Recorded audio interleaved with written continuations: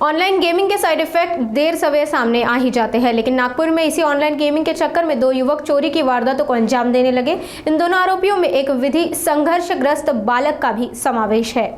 29 January को NMC complex सदर स्थित लैपटॉप शोरूम से दो आरोपियों ने शटर तोड़कर चोरी की वारदात को अंजाम दिया था। इस मामले में सीसीटीवी फुटेज और अन्य सूचना के आधार पर पुलिस ने जरीपटका के नारा रोड से एक आरोपी के साथ एक विधि संघर्षग्रस्त बालक को गिरफ्तार किया है। पुलिस ने आरोपियों से 5 लैपटॉप और एक मोटरसाइकिल जब्त की। आरोपियों को ऑनलाइन गेमिंग का शौक है, जिसके चलते वे चोरी की वारदातों को अंजाम देते थे। दिनांक 29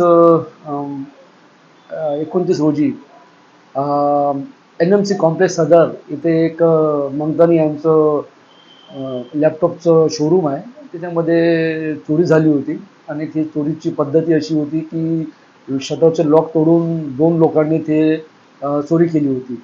त्या श्री मंगतानी यांच्या फिर्यादीवरून पोलीस स्टेशन सदर येथे कलम 305 भारतीय न्याय संहिता अन्वये गुन्हा नोंद करण्यात आला होता। तपासादरम्यान पोलीस स्टेशन सदरचे डीबी पथक यांनी सीसीटीव्ही फुटेज कलेक्ट केले व त्यांची गोपनीय यंत्रणा सतर्क करून त्याच्यातून आपण त्याच्यामध्ये एक आरोपी पियुष डोंगरे राहणार नारा road post police station Jaripatka व एक विधी संघर्षग्रस्त बालक याला ताब्यात घेतले।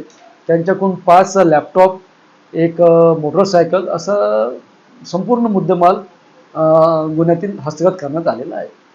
सर, हा जो गुन्हा आहे, जे आरोपी आहे त्याचा पार्श्वभूमी काय रिपोर्ट आहे का, त्याचा मोडस काय होता कशी? नाही, हा जो अटक झालेला आरोपी आहे याच्यामध्ये त्याला गेमिंगचा शौक आहे आणि त्याच्यासमोर जो विधी संघर्षग्रस्त बालक जो काल म्हणजे आज ताब्यात घेतलेला आहे आणि आम्ही बाल न्याय मंडळासमोर त्याला हजर करणार आहे।